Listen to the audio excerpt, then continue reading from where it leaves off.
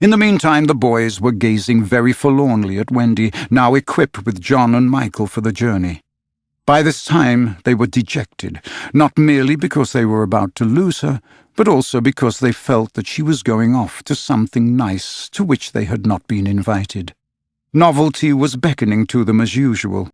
Crediting them with a nobler feeling, Wendy melted. "Dear ones," she said, "if you will all come with me, I feel almost sure I can get my father and mother to adopt you."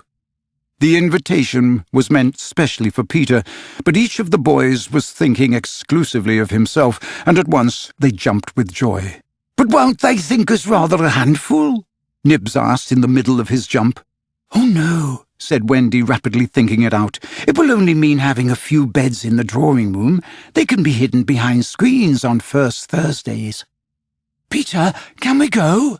they all cried imploringly.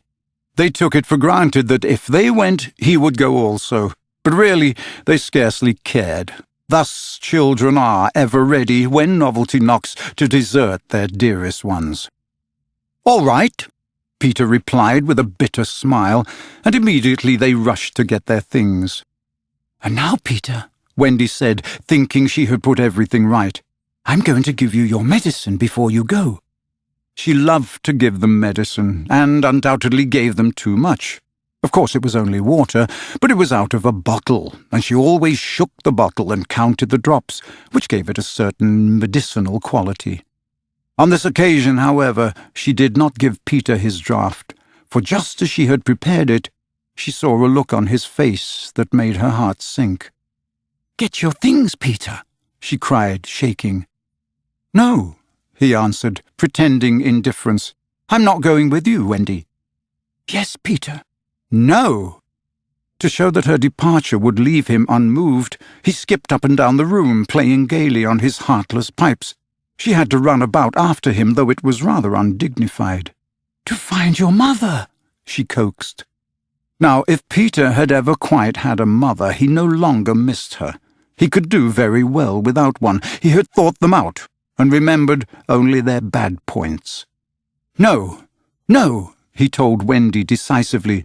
"Perhaps she would say I was old, and I just want always to be a little boy, and to have fun."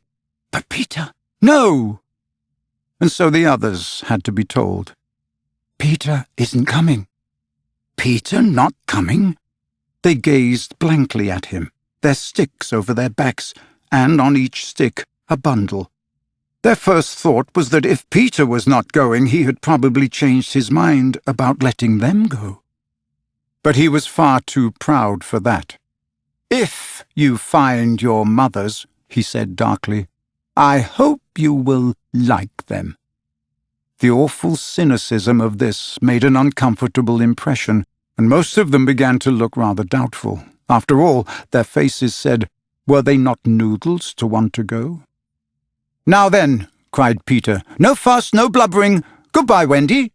And he held out his hand cheerily, quite as if they must really go now, for he had something important to do.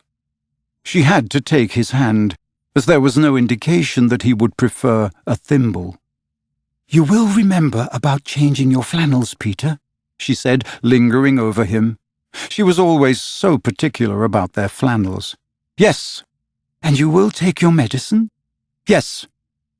That seemed to be everything, and an awkward pause followed. Peter, however, was not the kind that breaks down before people. "Are you ready, Tinkerbell?" he called out. "Aye, aye." "Then lead the way." Tink darted up the nearest tree. But no one followed her, for it was at this moment that the pirates made their dreadful attack upon the Redskins. Above, where all had been so still, the air was rent with shrieks and the clash of steel. Below, there was dead silence. Mouths opened and remained open. Wendy fell on her knees, but her arms were extended toward Peter. All arms were extended to him, as if, suddenly blown in his direction, they were beseeching him mutely not to desert them. As for Peter, he seized his sword, the same he thought he had slain Barbecue with, and the lust of battle was in his eye.